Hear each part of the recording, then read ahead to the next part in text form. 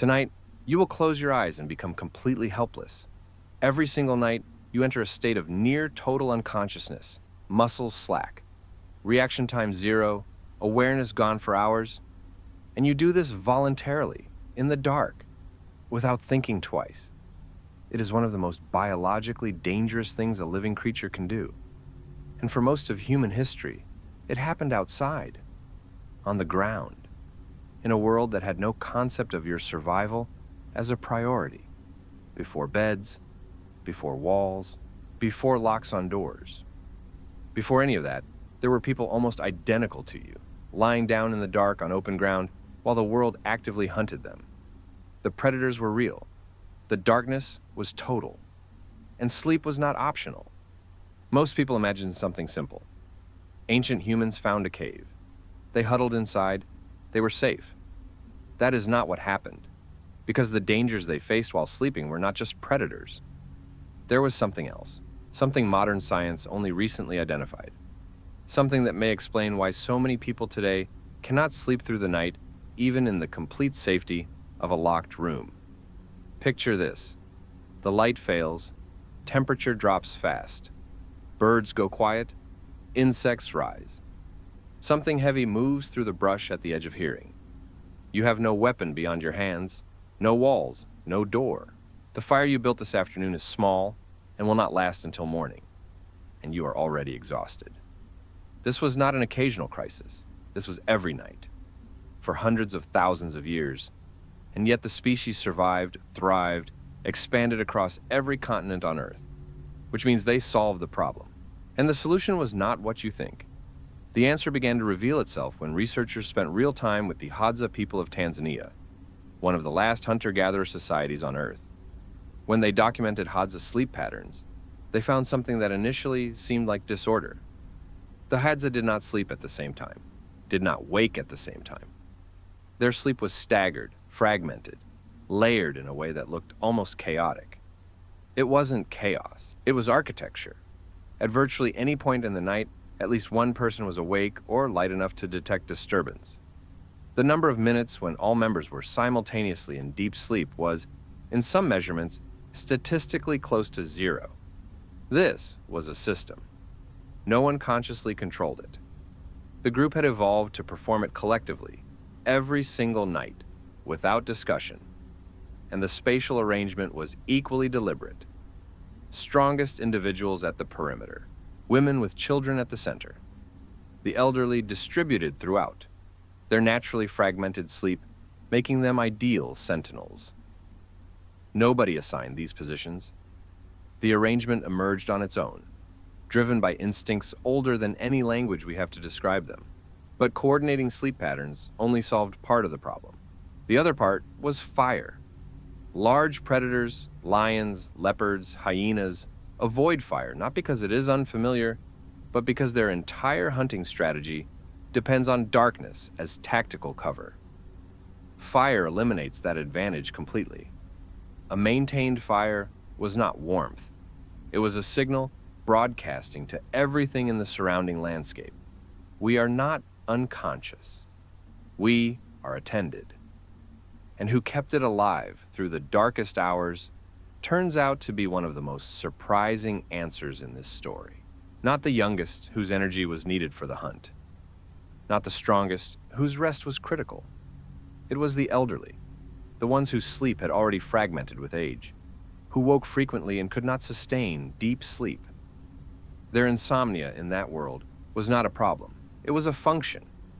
But none of this explains the strangest discovery in the science of ancient sleep. You have felt this, the moment just before sleep, where your body jolts awake. A sensation of falling, a sharp muscular contraction pulling you back from the edge of unconsciousness. It lasts half a second. Heart beats slightly faster. Then it passes. That reflex is called the hypnic jerk. And the leading theory is that it is an ancient protective mechanism. As the body relaxes into sleep, the brain interprets the sudden loss of muscular tension as a potential fall. In a world where humans spent significant time sleeping in trees, elevated above ground-level predators, a falling body meant death. The jolt was the brain's correction. You no longer sleep in trees, but the reflex fires anyway. And then there's the sleep cycle itself. Researchers found consistent evidence that humans did not evolve to sleep in one continuous block.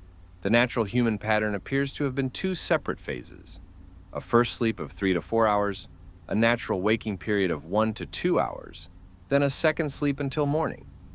Pre-industrial Europeans described this routinely, their first sleep and second sleep as separate events, the gap used for tending fire, checking animals, quiet conversation. That waking window falls at almost exactly the point when fire would need attention, when a perimeter sweep would be most valuable. It was not insomnia, it was a scheduled watch. And here is where this stops being prehistory and starts being your life. The most common sleep complaint among adults is not difficulty falling asleep. It is waking in the middle of the night, being alert for an hour, then drifting back under. Millions treat this as a disorder. They take medication to suppress it. They track it as failure on sleep apps. The anxiety about being awake makes the waking worse. 3 errors follow directly from misunderstanding this. First, treating silence as the ideal sleep environment. The ancient sleeping environment was never silent.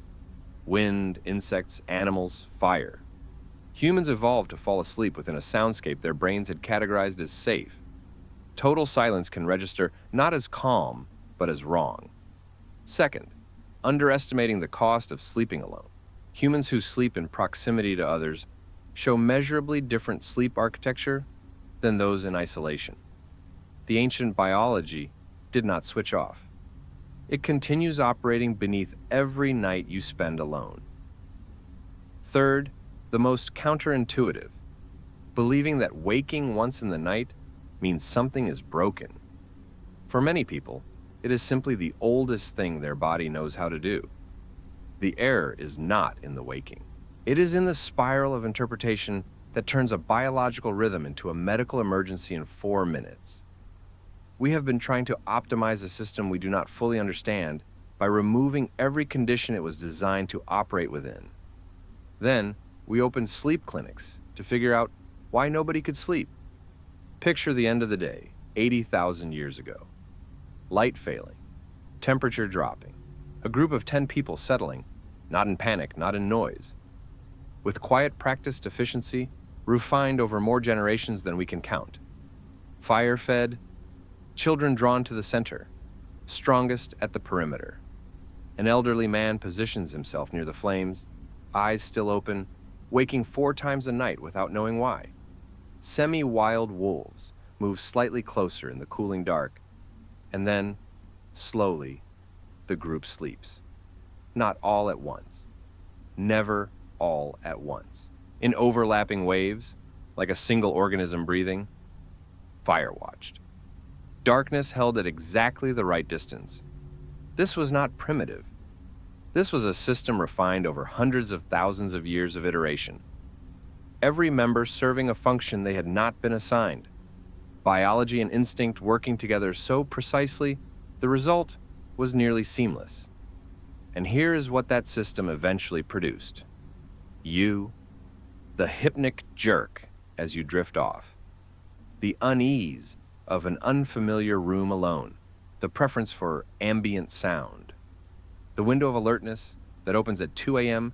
and closes an hour later. These are not disorders. They are the operational fingerprints of a system that kept your ancestors alive long enough to become your ancestors. Your nervous system does not know you live in a building. It does not process the lock on your door as meaningful data. It was designed for a world where the dark was genuinely dangerous and where survival depended on never fully surrendering to unconsciousness alone. We built walls and called it safety. We eliminated darkness and called it progress. We separated into sealed rooms and called it privacy. And in doing all of that, we quietly dismantled every condition the ancient sleep system was designed to operate within. If this changed something in how you understand yourself tonight, subscribe and hit the like button. Leave a comment telling me, does your sleep fit any of these ancient patterns? I read every response. Next week, What happened to ancient humans who got too sick to keep moving? The answer is not what most people expect. You're going to want that one. Tonight, when you close your eyes, the room will be quiet. The walls will hold. Nothing in the dark is hunting you. But somewhere beneath all of that safety, running in the background of your nervous system, something ancient is still listening. It has always been listening. It never stopped.